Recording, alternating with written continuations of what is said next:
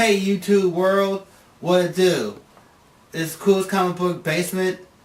I'm Jason Kuhl, and you best believe I'm as cool as my last name. Yeah, it's been a month since the last show. Apologize for that. There's been trouble with scheduling some guests and some minor details, and I just didn't feel like it was the right time to do another show. So, I'm back. I do want to keep on doing shows every Wednesday. So here we go. I got a whole bunch of comics to talk about. We got a whole month worth of weeklies, and tomorrow's Halloween. Whoa! So yeah, we got some Halloween stuff to take care of today. We'll tune in for that, and it's just gonna be a big day. So, alright, we got a lot to talk about, so let's start the show. Alright, first on the list, I put this up like a week ago at my favorite store, Newcastle Comics, the Black Batman and Black Glove. This is comes out right before the 52 issue. The 52 issues that this came out. This is right before it, and it comes with this really neat cover. But I hate book covers because they always get in my way, and I'm like, So yeah. I don't do book covers. So, I like this cover anyways better because it has that fist right there. Anyways, this is the debut of Damon Wayne, Batman's son. And he's the newest and latest Robin. But before we open it up, let's talk about the history of Robins. You got Dick Grayson, who is the first Robin back in the 60s. And he grew up and became Nightwing. Then there was Jason Todd, who dies later on because the Joker kills him, and Ra's al Ghul, who also hired the Joker and was responsible. He brings him back to life in the Lazarus Pit, and he becomes really dark and becomes the Red Hood. And then you got Tim Drake, who is in here. He's also the Robin in here. His parents were killed by Two-Face, who were in a carnival, and they were trapeze artists, and they made it look like an accident. And then you got then after Tim Drake, who now is Red Robin in the Teen Titans. Then you got, am I missing anybody? No. And then now you got Damon, who's the new guy. So let me open this up.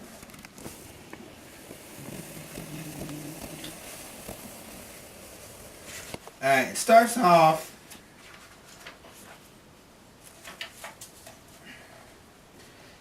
Bruce Wayne, he's, hasn't had a party in a while, and he needs to loosen up. Even Batman knows he needs to have some fun sometimes, so he throws this big art party, and they get attacked. Well, remember me talking about the Man-Bats, but Tyler al Ghul, which is Damon's mother, we'll talk about her later, gets that serum that makes the Man-Bats and makes Man-Bat ninjas. So now there's Man-Bat ninjas attacking. There's Tyler al Ghul, as you can see, and that's Damon Wayne, Bruce Wayne's son. And later in the comic, she tells him how she got Seaman's testament when they was in the desert, making whoopee, and they didn't do it. She didn't do it the old-fashioned way. She got her DNA sample and made a tube baby. And he's the two babies. I mean, Bruce Wayne's DNA is in this kid, but they didn't do it the old-fashioned way. They did it with science. So, yeah, science is awesome. So, alright. So, it's like, here's your kid. You take him. I trained him. And she's, League of the Assassins, so he was trained to kill. Batman doesn't know this yet. And he was like, here's a Batcave, la-dee-da. And he's like, fight me, Pop! And they have a little fight. So, finds out, Damon's not grateful. Then, when Batman's not around, he fights the Robin right now. Well, no, that's not happening right now. Right now, he's just giving that guy a hard time. Yeah, what happens was a bad guy, he kills a bad guy without Batman knowing. And Tim Drake confronts him about it. So they fight. And Tim Drake tries to kill... Damon tries to kill Tim Drake. Batman gets mad. And they go back, to confront Tyler Kuhl. And it's really a good story from there. Then there's a big explosion, and Damon's on the boat with his mom, and we think he's dead already, which he's not. And then they go, let me see here. Then they show the future when Damon's Batman, and there's another Batman. I almost finished with this, but I'm not all the way finished with this. We're gonna find out who this other Batman is. There's the other Batman,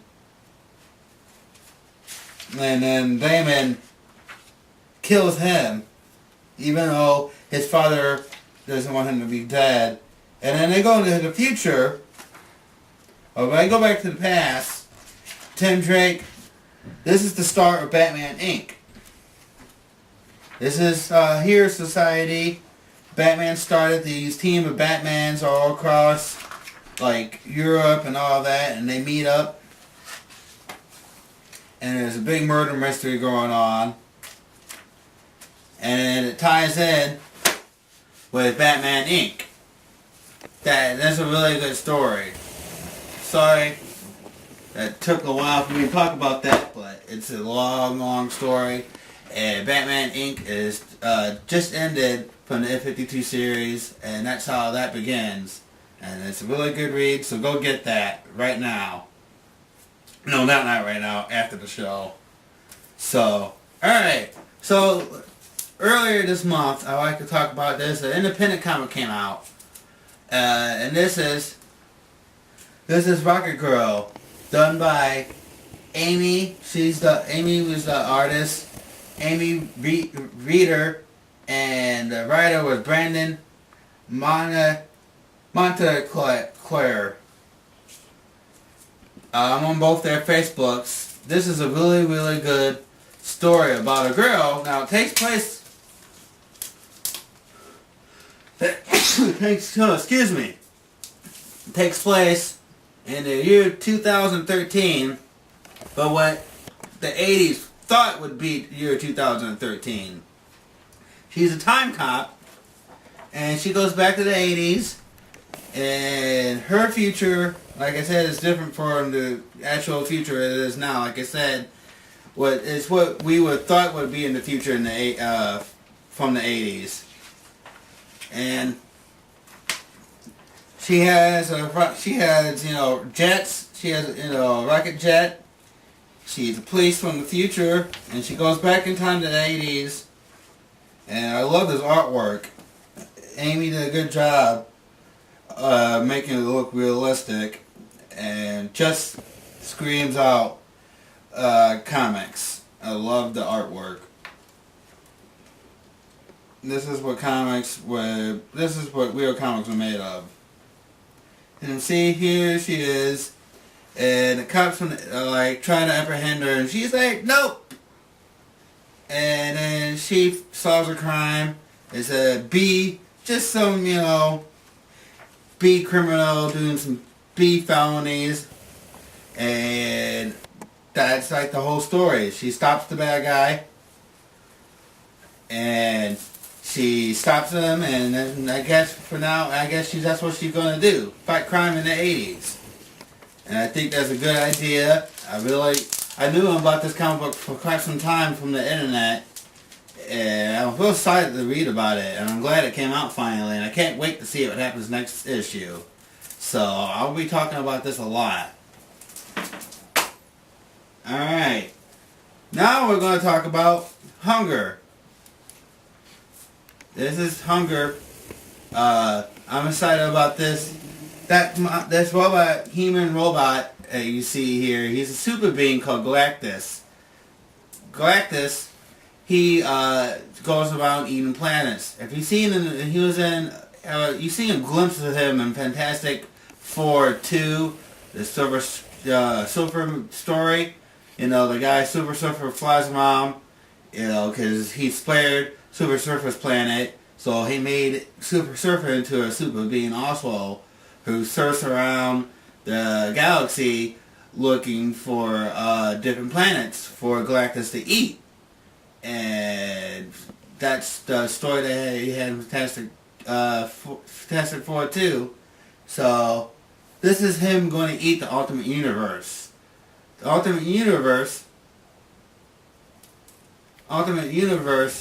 is what you guys have been reading in the movies. Every movies right now is based on the Ultimate Universe. It's not based on the actual Marvel Universe. It's based on It's based on the Ultimate Universe that not that many comic collectors read about, because they feel like they're spending enough money on the actual Marvel Universe.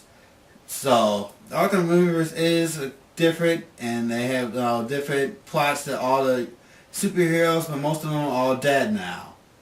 And, like, this Ultimate Spider-Man, Peter Parker is, like, he died and no one took over his body, and some black teenager, he's now Spider-Man. Mike Miller, who's now the Spider-Man, and he's supposed to escape over the Marvel Universe before Galactus eats it. Now, this is the aftermath of Age of Ultron. Age of Ultron, Ultron is a robot Hank Pym created back in the 70s, late 70s, early 80s. He created this robot to do good, and he had a Johnny Five I'm Alive moment and became a bad guy. And this is their version of Judgment Day, when he would not talk about this in an earlier episode, but this is basically like his version of Judgment Day, where he doesn't kill all the humans. You know, he only kills the humans that are going to be a threat, like the Avengers, any Avengers members, or any superheroes that could be a threat. So they go, for Wolverine goes back in time, in this series he goes back in time to kill Hank Pym, aka Ant-Man, who's Avenger, and hopefully being the next Avenger. Anyways, he goes back, kills Hank Pym, comes back, and now Tony Stark is not killing, he's basically got the whole world on lockdown. Tony Stark, you know, running the show. And that's the time ripple what happens. So they got to go back like 2 more, 3 times. Second time to stop the Wolverine from killing Hank Pym. And then they go back again, the same Hank Pym message what to do to put a stop to this reality. So they go back and forth times, so many times. There's a time fart in space, and Galactus is like, hey, what's that over there? There's Ultimate Universe. Oh, well, I want to eat you guys if you don't mind. You know, and they show a glimpse of him and Mike Miller, who's Spider-Man now, sees a glimpse of Galactus. And Galactus, he just busts through the Ultimate Universe like Kool-Aid Man. Like, oh yeah, I'm going to eat you guys. And it's really awesome. I'm real glad they're eating this universe. You know, I really think Marvel, you know, tries to suck every dollar out of us, and they should, chill out. This comic book doesn't sell. It sells, but not that much. So, and plus, Mike Jones is supposed to, Silver Surfer is planning to stop from all worlds, trying to stop Galactus, and on the 5th issue, and Mike Jones, who's also a Hulk character, he's supposed to be the chosen one, and he's like, still can't figure out why he's the chosen one. So go check that one out. It's a good read. It's called Hunger, and like I said, this is the 4th issue that came out. So moving on now. Now this month, last week, the latest issue of Thunderbolts come out, and I'd like to talk about this. Now, what happened in the Thunderbolts? First, previously what happened, as Punisher, now that they got done doing their mission their first mission when I captured Leader, who was that big head. Well, he's the super genius who can move stuff with his mind and stuff, and he's as smart as Incredible Hulk is strong. And the Leader is this big head who is they captured and killed terrorists and took out Madman. So since they did that, Red Hulk's letting the other members choose what they want to do. But they drew, putting their names in a hat, and whoever his name picks up is what mission they have to go on.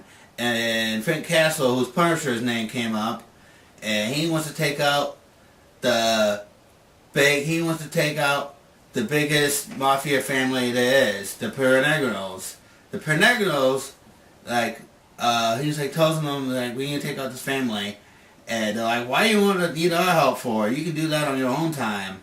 He's like, well, the Perenegros, responsible for all the crime in New York. Apparently, whenever Perenegros say they need help, all the other mafia families are supposed to drop what they're doing and help them out. So, they get started.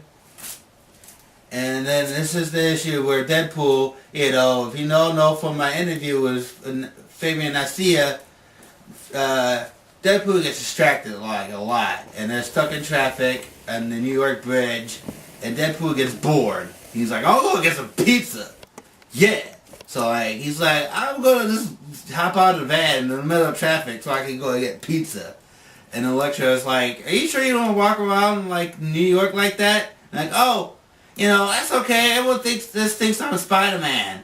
You should see, Electro or Rhino, who's Spider-Man villains. They try to fight me, and they get all confused. It's so funny. So yeah, so he's on his mission to go get pizza, and Red Hulk and Leader, they split up and go do their thing, and then in this issue. It's where, in this issue, Punisher and Elektra and Venom meet up with the Perenegros, and they find out where they hide out. And there's every mafia family in New York. There's at least 100 people hundreds of people in this whole room. And should we wait for Deadpool and Red Hulk? And no, it's perfect. We're gonna do this now, says Punisher. And then so this is the next issue. It's Punisher, not Punisher, I'm sorry, Deadpool is getting his pizza. Yeah. I'm gonna open this bad boy up. So there's the alien invasion also going on. There's Red Hulk. They're getting attacked by aliens, and they're like, whoa, whoa, and stuff like that. And let's see.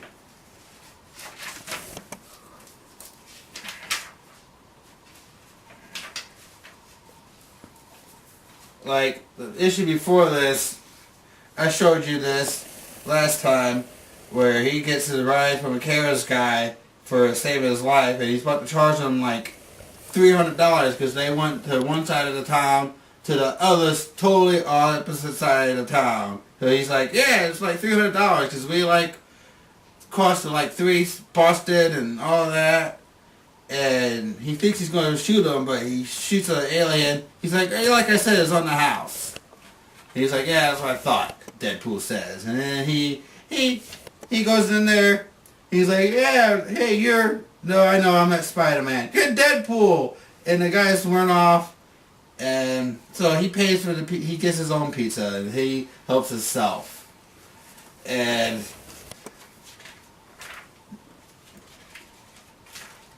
then, you know, Hulk and Leader, they're still doing the whole thing, who cares? And yeah, this is the part when like Punisher, Elektra, and Venom, they're like, alright, let's take out 100 of people was like armed to the teeth. Let's do this. Let's get psycho with each other. Alright. So, yep. They have a bang bang shoot 'em up good old time. And more aliens come. So, alright. That's what's happened on Thunderbolts. That's been the last couple issues that came out this month. I'm looking forward for the next issue and see if, you know, Deadpool finally joins them. So, okay. And we have another independent that came out. It's just Death Sentence. Basically, Death Sentence is basically you get the superpower, but a superpower you can get it, but it's like a virus. If you choose to get the virus that gives you a superpower, you get 6 months to live. So you get 6 months to enjoy being a superhero before you die. So that's that. That's what that's all about. You know, I flipped through it. I read most of it, and so I would get it like 3 out of 5. It's okay. Alright, so also came out this month. You guys been hearing me talking about Superior Spider-Man, but I haven't been showing him because lately because I've been keeping him on the shelf and spent my money on other stuff. But didn't mean I still wasn't interested.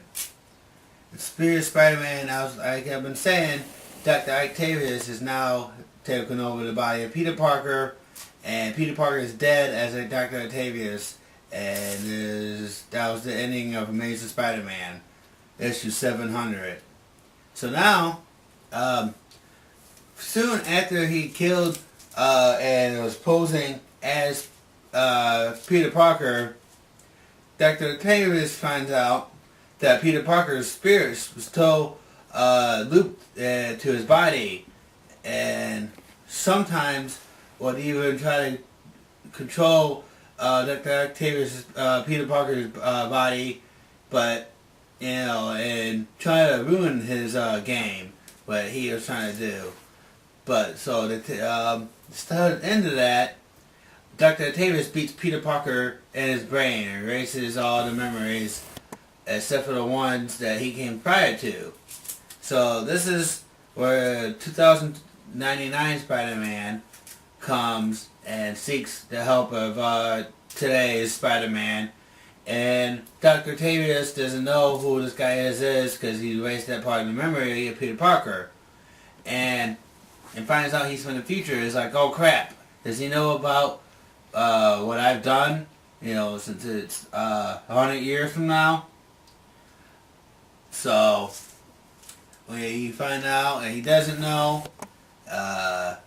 cover it up, you know, try to get him from talking. He does, Dr. Octavius does knock him out, and just like, it's like Hillary is not really that guy, and it was all like, well, it makes sense to me, you know, I don't know why you knocked him out, Spider-Man.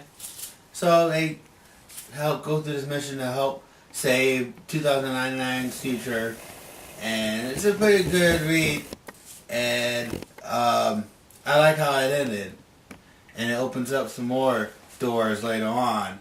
And the next issue, which came up this week, is the new story when he runs into Black Cat. And we'll talk about that later. Also, since Halloween, we're going to talk about Vampirella, who her series has started last month, and these 2 issues came out. This came out September, and this came out this month. And this is a new series. Basically, Vampirella is basically Dynamite's version of Blade, but she's not half vampire like Blade is. She's full vampire, but she's good and kills other vampires, and has a really good time doing it. And this new series has more of a Wild Wild West feel to it. It's a pretty good story, I think it is. And so far, it's just her going around killing vampires. There's not much to the story right now, but it's still a really good read, and you should pick it up. And we also, later on, Gavin, he's going to talk about this because he really, I think this is going to be his pick for Halloween. So, we're going to talk about this later. I just wanted to show you guys it because it came out 2 weeks ago. It's a special cover, and we'll talk about more about that when we get to Newcastle Comics. Now, what's happening in Batman is continuing Year Zero. Year Zero is basically Joker. Before Joker became Joker, he was known as the Red Hood, and a small-time criminal trying to make it big. Well, the original story was he was trying to make it big as a comedian by getting into the crime organization family. And this is him being Red Hood, and this is basically the whole origin of that and what he did before he became the Joker. It continues here, and it's basically just Batman and Joker's beginning. This takes place after Clayface self-titled Dark Knight. This is on the very last issue in September. You know, it was all the villains covers, and Clayface had his turn. And there was this diabolical plan to take down Spider-Man. And this is the conclusion, and his diabolical plan folding out on how he's going to kill Batman. Also this month, Batman teamed up with Two-Face for the first time, and I can spoil it for you, but I'm going to, let you up the, it's something to do with Commissioner Gordon and Batgirl, and I'll let you get into it, and I'm not going to ruin it for you. This is also, we talked about this, I also will want to talk about Dark Justice League. I talked about this in my last issue, my last episode. This is Justice League Dark, where all the wizards and John Constantine, who you know from the movie Constantine, he's, that wizard who fights demons, and apparently he's the last man standing, and this is on Justice League trying to take him down. And this is a really good story. They're doing a whole bunch. Now this month, they're doing annual Teen Titans stories. Teen Titans are the ones that try to take over for the good guys. But for Justice League Dark, he's the last man standing, and this is him trying to fight Unjustice League off by himself. And you should check this one out too. I like it. I like Constantine. He makes a really good superhero that everyone loves to hate. So, alright, moving on. Also, get you in a Halloween mood. There's Mars Attacks text, and crossover was Judge Dredd. This is been out. This is the first issue. You need to also get the second or third issue that came out. Also, what came out, this one came out, Samurai Jack came out last week in his new series, which, if you all know, Samurai Jack, back from the past and over again, Jack. Yeah, well, this is his new comic book that just came out. It's based on the cartoon series. You know who Samurai Jack? He has another cover, and here's the special Phantom cover that only shows up on other comic stores. Not every comic store will get this cover. There's 3 other covers, but I had to get this because it's a Phantom issue, and that's the regular cover. But and people don't who know Cactus Jack. I'm sorry. Samurai Jack is. He was the samurai in the past who tried to face this really big demon who was taking over the world, and Samurai Jack was going to stop him. He's like, "No way, Jose!" So he throws him into the future, and Jack tries to get back to his world by going through different times and different worlds of the future and different realities of the timeline, and always interferes with that guy. But yep, it's off to a really good start, and you should go check that out. Just like I said, this came out last week, so it should be still on the shelf. And last week, Daredevil tried to get in the Halloween spirit, but these are the monsters of Marvel, and they're might be monsters, but they got a good heart, and they're really good guys. And this is basically Daredevil protecting them from some village people, So. But it basically reminds me of the old monster movie back in the black and white days. And that's what he's doing in the Marvel Universe right now. Go check this one out. I liked it. I thought it was, a good fun read and very enjoyable. And then, also, his Uncanny Avengers came out last week. Them fighting the 4 horsemen of the apocalypse, and Rogue, and Rogue, and then helps. There's a team up with Fire. What's his name is? 1 second. Yeah, with Sunfire. See, there's Rogue. And she teams up with Sunfire to help free Wolverine, because his son Dark Wolverine is one of the 4 horsemen, and Dark Wolverine has Wolverine captured. And in this issue, Captain America loses his hearing a little bit from one of the 4 horsemen who can do his hyper screech, and screeches right in Captain America's ear, and there's a lot of times Captain America repeats himself, or somebody will just say something and he'll be like, "What?" Because he's tone deaf. And I guess we're comical. We're comical with that. And so go check that one out. And this is a new issue I haven't really read. I flipped through it. It's called Buzzkill. This is a little bloody comic book.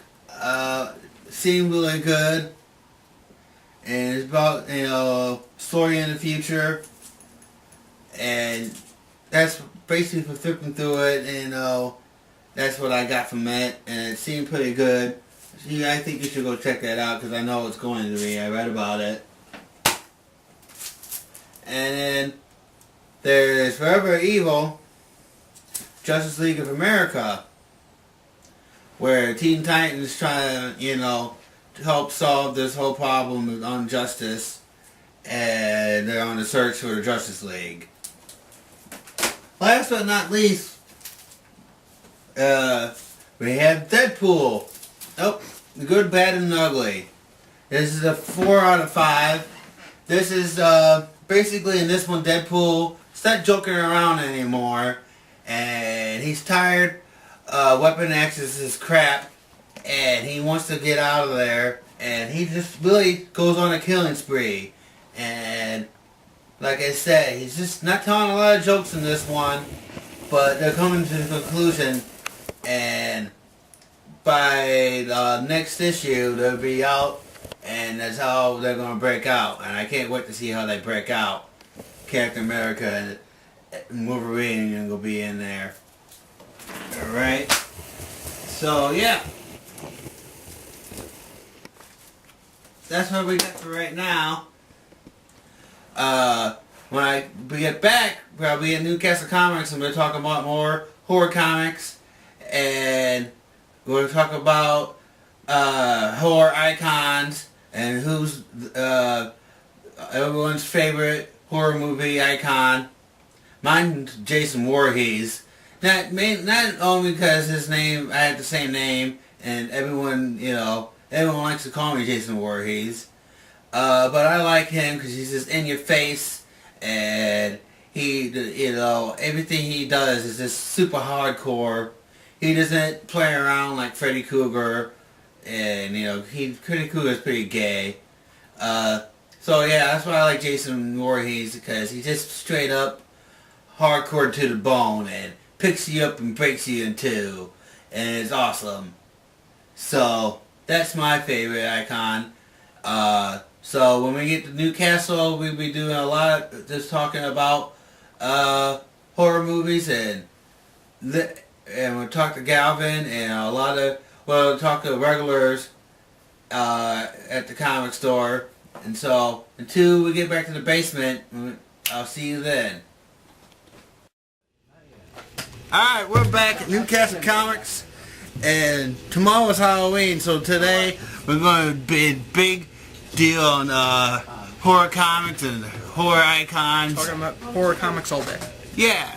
Whole day. Horror or horror comics? Well, how anything Halloween related. Alright, so yeah, Galvin. Yeah. I told you to show me what you picked out for horror. For horror comics, not necessarily a horror comic, but kind of in the genre still, is The Goon, specifically the Buzzard story. It's an excellent, excellent story. Tell them about it, Galvin. Did you write anything? No. Gallifant. Gallivant. We got to edit that out too. Alright, tell them about it, Galvin. So specifically, the story is about the Buzzard, who is... Let's face the camera. So that's the Buzzard. He, looks sort of like one of the four horsemen of the apocalypse, Death. He's sort of made out to look like that, and throughout the story that's present. Mm-hmm. But it's basically the story of him.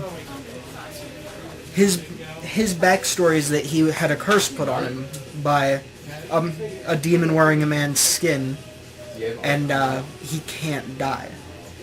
But it takes the side of that that's not very often seen, which is that would be a horrible curse to have on somebody. He loses meaning in his life, and he wants to die, but he can't. Kind of like Deadpool, huh? Yeah, to a degree, but less insane and more just dead. Like he's not dead physically, but emotionally and mentally and everything. He's dead else. inside. Yeah, he's no emotions. Exactly. Like he can't even cry or laugh. Yep. Oh man, that would suck. Alright, so Ashley, who's your favorite icon like in the movies and in the horror movies and comics? You show them who you picked. I got Snatch Adams. That's not the name. So, what's the name of the book for real? I got Ash, which Yeah, the comics can be fairly hit or miss, but Ash is definitely my favorite horror movie port into the comics. Yeah, I'm an Army of Darkness fan myself. Yeah, great movie, pretty great remake too. You like the remake? Yeah, it made it more like it was supposed to be. The first movie stands up great, and it's one of the pinnacles of what horror can be. Especially on, the comedic, dark comedy side of things. Yeah. But the remake was also very good, taking it sort of back to its roots, doing more of what he intended. But yeah, Ash is a great character, and my favorite character that has been brought into comics. Oh, yeah, and I like, he only has millions of puns. Yeah. And like, I know you like Deadpool, he's kind of similar to Deadpool. Yeah, but like with the chainsaw on his hand, and not the powers, but if he really did die, he wouldn't come back. No, but in the same sort of he makes dark jokes because he's killing everything all the time, non-stop, all the time. Boom, boom, boom, boom, boom, boom, boom, boom. And he says stuff like, "Take a bite on my boomstick." Yeah. And then they bite it, and then he shoots them, and they're dead. Alright. Another icon movie, that's also one of the weeklies, is Hellraiser. They got good old Pinhead going around doing pinheaded things. And it's a good read. Even though, it just came out, they got other issues with Hellraiser. You also got, your Freddy Krueger comic. There's, also is another good pick. My icon pick would be Jason Voorhees. Freddy versus Jason versus Ash have the whole group. Yeah, well, that's a pick that I would pick, but we don't have it here, so I would show it to you, but we don't have it. It can be hard to get a hold of. It is hard to get a hold of, but they're all three of my favorite horror people in the same book. Freddy versus Jason versus Ash. And Jason, your name's Jason. Yeah, that's why I like Jason Voorhees so much. I like Jason Voorhees so much, he's just open in your face, and he just doesn't waste any time killing you. I like Jason because even when he's frozen solid, he still cuts people's arms off. Like in Jason 10? Yeah, like I was just watching that yesterday. That movie was not very good. It was cool because he was in space. Yeah. And like he became like a super like cyborg version of himself. Yep. Which that was pretty awesome. But yeah, I like Jason. Freddy, he cheats. He gets in your dreams and he don't have control of it. Freddy's dumb and he's stupid. I hate him. Yeah, he cheats on killing. With Jason, at least you have a chance of getting away because Jason kills people. Freddy pussyfoots around in your dreams and you get scared and you die. It's stupid. Stupid. I hate it. It's stupid. Yeah, I mean he's still a pretty funny guy though. But I hate him. You hate him so much. But I hate him. Well, yeah. I hate him so much that I'm just apathetic and I just don't care. Yeah. I was scared of him when I was a kid, but now he's just like, and it's nothing that he does. See, I didn't watch those movies when I was a kid. I watched The Others, and that was scarring for me. Others was probably out when you was a kid. Yeah, that came out when I was really little, and looking back, it wasn't a great horror movie. Yeah. Like, it's not too scary, but, 7-year-old me, just at the age where I can understand what's happening, it was pretty scary. Alright, so you got any plans for Halloween tomorrow? I'm going to sit in my house, kids are going to come to the door, I'm going to throw firecrackers at them, and I might give them candy, I don't know. It depends on if they're going to do any tricks for me. Alright, so you're not going into the haunted houses this year? I've been to haunted houses the past few years, and they just they don't live up to expectations. Like, somebody will jump out at me, I'll be like, why are you doing that, sweaty, smelly guy? Oh, like, yeah, don't get near me. Yeah, well, I'll have like a chainsaw, and I'm like, I can see that there's balls and stuff on that. It doesn't do anything. It has to be in a chainsaw. You Alright, want to so tussle? stay away from chainsaws with balls on it. Yeah.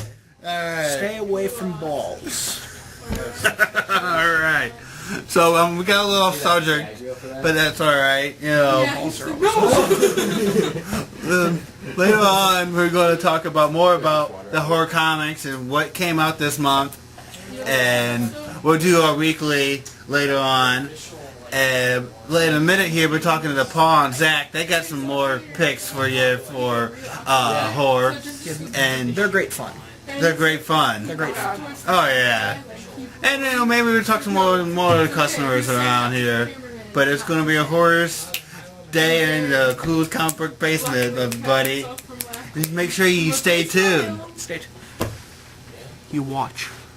Alright. Alright.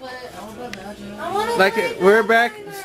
And now he's going to tell you about Archie Zombie. Is that what it's called? Afterlife with Archie. Afterlife with Archie. This came out a few weeks ago. This is how the end of the world begins. Alright. This book is top notch. Top notch. It really is. And it's something I've been advocating for a long time, is I want to see, stuff like Archie, old, just like, kid stuff basically, being, put into an adult theme. That kind of storyline is, I don't know why it grabs me so much, but I like it. The putting mature themes to, kids thing. That seems to be the thing nowadays. Yeah, kind of. Alright. But, it lends itself to better storytelling because they can do more with the characters when they're more. Alright, open it up and tell us about it. So, basically, the plot starts with, Jughead's got his dog, Hot Dog, gets hit by a car. And he brings him to Sabrina, the teenage witch. Alright, hold on, I'm zooming in on it. Oh, okay. Alright, so keep on going. Yeah, they try and bring the dog back, it doesn't work. Yeah, he leaves, his dog's dead. Yeah, something that would never happen in normal Archie. And Sabrina feels terrible. Goes to fix the dog. Mm-hmm. And it's dark. It really is. Like, if you want to zoom in on this page in particular, this page made me really want to read the book. Wow, yeah. Sort of. Well, if you're into Archie, I'm not too into it, but I know the characters well enough that it was sort of, just like heart-clenching kind of. His dog dies, and there's him in a depression. How is Archie flying? Why is he flying? Here? He's flying. That's Sabrina and Jughead. She can use her magic to do all sorts of things. She's always been able to do that? Yeah. Oh, okay, I didn't know that. She's been able to do a lot of different things. Alright. Now, so what happens during the party, and he turns into a zombie, right? Yeah. Well, first I want to show you. Alright. Like, Sabrina would be a big issue for the universe, or for the storyline, because she's powerful. She's the one with the black hair? She's the teenage witch. Okay. Sabrina the Teenage Witch? From the TV show? Yeah. I didn't know that. I learn something every day. But yeah, so they get rid of her for the purpose of the book, because she brings back the dog and she shouldn't have. So that helps sort of deal with some of the zombie thing being like, oh, that couldn't happen, Sabrina would just fix it. But they, reveal that Reggie is the one who hit Hot Dog, which is pretty dark. And the dog ends up being the first plague carrier. And it bites Jughead, and he ends up being the first zombie. Alright. And at the end, there he is. In the end, it's, And I think he's wearing a costume, but he's not. Holy spit, his costume's amazing. And there he is, his arms all mangled, and he's covered in blood. And it's to be continued. Yep. And Dum this- dum dum. Yeah, this book's shaping up to be very, very good. At least from the first issue. And like I said, Okay. it's something that I've advocated for a long time. Is books that kids grew up with need to sort of evolve with them, and this is a good step in the right direction. And isn't that cover like a rare? Isn't that a limited cover? Yeah, there's a bunch of different covers, but yeah, this is one of them. There's 4 different variants in a regular cover, and this is one of the harder to get covers. All right. Anything else you want to add to the book? Read it. Read it. It's a good read. It's a good read. I've recommended it to a lot of people. Everybody who's read it that I've recommended it to sings its praises. Read the book. All right. Take it, pick it up, read it, enjoy it, love it, always. All right. Another good advice from Galvin, everybody. Good advice from Gavin. New segment. Good advice from Gavin. Well, now I'm with Paul, and I'm with a regular customer here, Zach. Say hey, guys. Hi. Hey. All right. So, Paul, why don't you tell you what your Howard Wheeling related pick is to this month? Rex Mundi, which is a crime comic and a horror comic and a parable for religion all in one. In an alternate history where the American Civil War is still going on up until World War II, the Vatican has an empire stretching throughout Europe. A scroll is stolen that holds some sort of secret that they don't want out, and the librarian is tasked with finding the stolen scroll, and it kind of spins out into a web of characters and intrigue and espionage. And the artwork is kind of rough, but it really suits the story once you get used to it. It's definitely got a cinematic bend to it. And the colors are really vibrant. The characters' faces are very expressive, and you very easily get lost in the sort of claustrophobic underground of Paris in this book. Awesome. All right, Zach, tell me show those guys what you got for Halloween. This is a one-shot by Richard Corbin from Dark Horse called The Raven and the Red Death. They are adaptations of Edgar Allan Poe stories, which, I mean, if you're a Poe fan, you're a Poe fan. I'm kind of impartial, but Richard Corbin is a fantastic artist who I really like his adaptations of these Poe stories that he's been doing here and there. But yeah, I mean, it's The Raven, which I think everybody read 7 times in high school. The Mask of the Red Death, which I think most people read probably in high school. Those are not foreign stories to anybody, but Richard Corbin is a legend in the comic medium with a sense of storytelling and his very unique style. Really interesting colors in this. I can't really say that it really looks like anybody else. It's almost Real lifelike. yeah, it's really interesting. I highly recommend really anything by Corbin, but this just came out and it's very Halloween themed, so I figured I'd show this cool thing off. Alrighty. Well, me and Evan was also talking about horror icons, and then who's you guys' favorite horror icons? Freddy, Pinhead, who's you guys' favorite?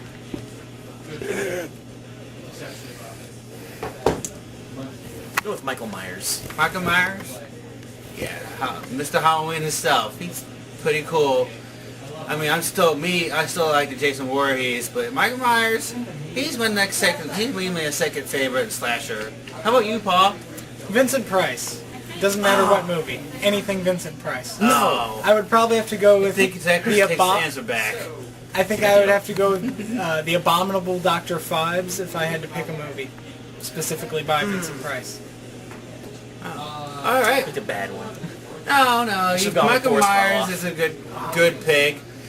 Alright, well, we'll be hanging out in Newcastle Comics all day long, and tomorrow I'll be dressing up as Deadpool. That's my Halloween costume. Is you guys gonna be dressing up? I am. I'm Casey Jones. You Casey Jones? I was Casey Jones when I was a kid. It's a good pick. Alright, well, We have more here later on today.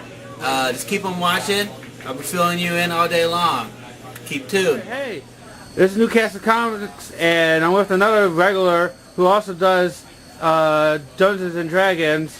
He hosts Dungeons and Dragons. His name's Chris. Say hey, Chris. Hey, what's up? Hey, all right. He's got another. Here's his pick for Halloween. This is a book simply called N. Period. It's written by Stephen King. Awesome. He definitely did a unique story for this. It's an entirely original bit written just for the comic. I believe the story that he wrote was adapted, but it was written specifically for the comic. And it's a 4-issue run, and it was really short-lived when it came out. But I did pick up the first four issues, and it tells a complete story. But the amazing thing is, as a Stephen King story goes, it's very compressed. It doesn't have his usual like lengthy, deeply involved background story. It's told in a couple of ways, and it's got a lot of layers to it. But the thing I really love the most about it is that it's a very modern horror story, and that it's essentially about obsessive-compulsive behavior.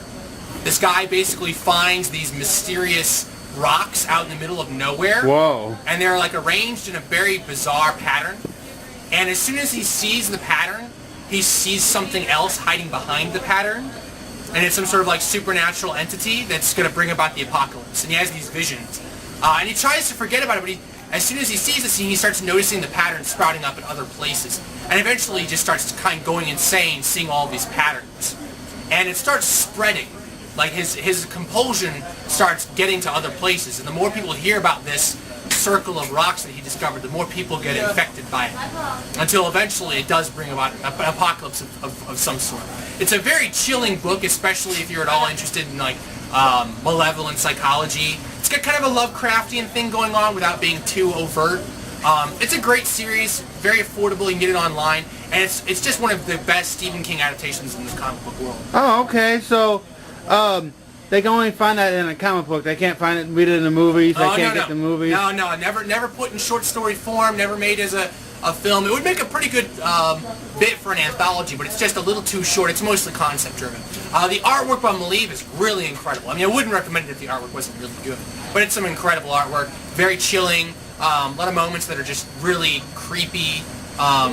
It's pretty good. It gets a little deep, like with Stephen King, the narrative gets a couple of layers, where there's a couple of characters telling the story. But overall, it's pretty easy to read.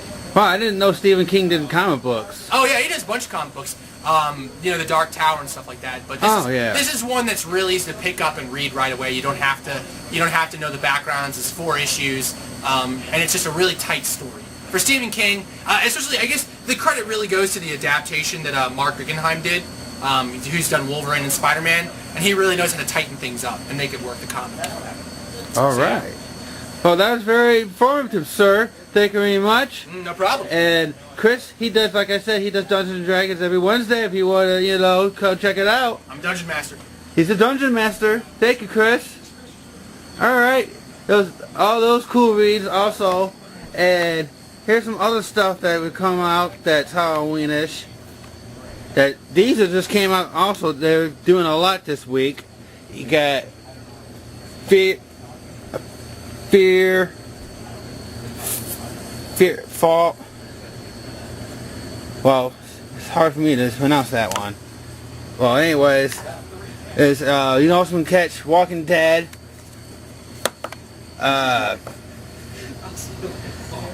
Zombie Tramp, which is kind of like it's more fun, and it's more like some zombie girl, and she can talk and stuff, and it's more fun, more for the kids. Well, it's more for like older kids. It's a good. I heard it's pretty good. I flipped through it, and here's one good one for the kids. Adventure Times Spooktacular 2013. I flipped through that. That looks like a good read for the kids, and I like Adventure Time, and I don't have kids. There's Swamp Thing. Don't forget about Swamp Thing. And here's another one that came out this week. Rex the Zombie Killer. is where there's zombies all out in the wild, and there's a dog and apes and this wild animals, and there's dogs helping the wild animals kill off zombies, and I flipped through it. I don't have time to read everything. I have a big pick this week, and I'm still working on that. I flipped through it, and for what it looks like, you know, worth picking up and looking through it. You know, not everything has to have a difficult plot and twist and stuff. You can just be killing zombies. And you got Haunted Horrors. This is an old school classic, you know, that they still try to keep going on. This particular one, it only came out a couple weeks ago. You can check that one out. And this is Marvel Zombies. Marvel Zombies came out like 2008, I want to say. It is basically all the superheroes that turn into zombies, and superheroes that don't turn into zombies fighting the superhero zombies. And then you can catch this one, and there's other graphic novels tying onto it, or you can maybe find a paperback.